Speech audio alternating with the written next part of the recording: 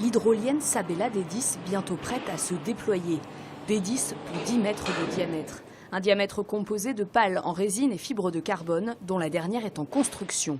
Les opérateurs que vous voyez là, entre autres, vont commencer à draper couche par couche la partie structurelle qui est en carbone. C'est un matériau qui ne fatigue très peu par rapport aux agressions chimiques aussi. Je pense que c'est l'absence quasi parfaite de corrosion.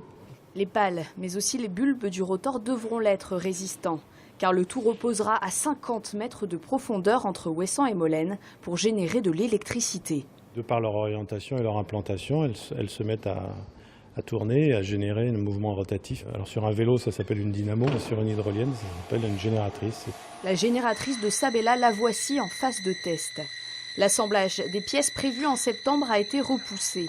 Il manquait en effet 5 millions d'euros sur les 12 nécessaires, des fonds finalement obtenus qui devraient permettre une immersion en mars 2014. Le site du Front Vert, entre Ouessant et Molène, a un potentiel d'environ entre 300 et 500 MW. C'est l'équivalent de 300 000 foyers à peu près.